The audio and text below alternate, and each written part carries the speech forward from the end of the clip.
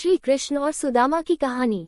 सुदामा और श्री कृष्ण बचपन के मित्र थे और दोनों एक ही साथ शिक्षा लेते थे। सुदामा बहुत गरीब था, वह ब्राह्मण था, इसलिए वह दिन भर में 5 घर से भिक्षा मांगकर अपना और अपने परिवार का पेट पालता था। उसे जितना मिलता था उसी से गुजारा करता था, परंतु मिलने वाली भिक्षा उसके लिए पर्याप्त नहीं थी। उसका और उसके परिवार का पेट भी उससे करता नहीं था। इसी भिक्षा से अतिथि सत्कार भी हुआ करता था। सुदामा की पत्नी को यह मालूम था कि सुदामा और श्री कृष्ण दोनों मित्र हैं। श्री कृष्ण द्वारका के महाराजा है, अगर सुदामा उनसे सहायता मांगेगा तो कभी भी ना नहीं करेंगे।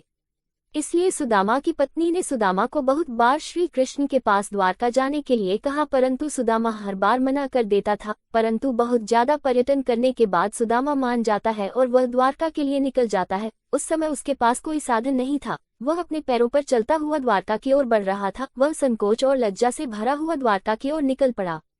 काफी दूर चलने के बाद उसे रास्ते में एक बैलगाड़ी मिलती है, जिस पर व्यापार के लिए खूब सारा माल लदा हुआ था। मुरारी ने सुदामा को द्वारका चलने के लिए मना लिया। गाड़ी पर बैठकर दोनों द्वारका के पास पहुंचे। वहां पहुंचते ही बैलगाड़ी वाले ने सुदामा से कहा कि आपका रास्ता यहाँ से अलग है और मेरा अलग है। सुदामा आगे चलने के बाद वहां से वापस आ गया। उसने सोचा कि मैं उस बैलगाड़ी वाले का धन्यवाद करके आता हूँ।